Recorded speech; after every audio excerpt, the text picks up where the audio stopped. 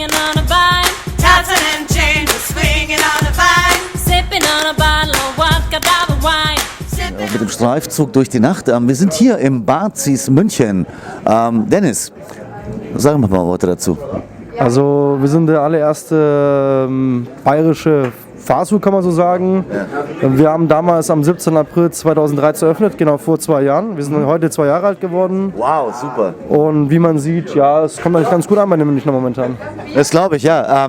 Wie ihr auch unschwer erkennen könnt, kommen Dennis und ich aus der Kultur. Aus der Türkei, ja. Genau. Und dein Partner, ist es ein Perser? Das ist ein Perser, ja, aus Teheran. Kommen 2 Moslems auf die Idee, eine bayerische Fastfood-Kette aufzumachen? Ja, der es Oberhammer. ist ein bisschen, ja, schon was Gewagtes in der Hinsicht.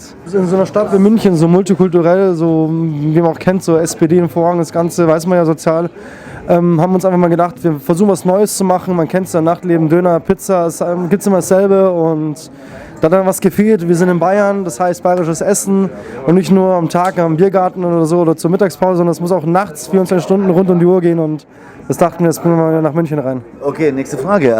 Wie lange habt ihr offen? Wir haben vom Montag bis Samstag immer geöffnet. Unter der Woche von Montag bis Donnerstag immer von 12 bis 12. Und am Wochenende von Freitag und Samstag von 12 bis 6 in der Früh. Nee, bis 6 in der Früh.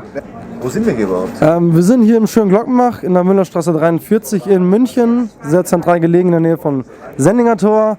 Und man kennt es von gewissen Barszenen und Clubszenen hier nebeneinander. Also leicht zu finden. Schau mal, diese sexy Auslage zeigen mit dem Fleischpflanzer, mit einem Leberkäse, ein paar Bockwürstel.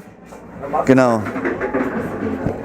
Getestet? Ja, natürlich getestet. Auf jeden Fall die Krustensemmel, die war schon verdammt geil, muss ich schon sagen. Also saugut war's, ja. Sehr gut.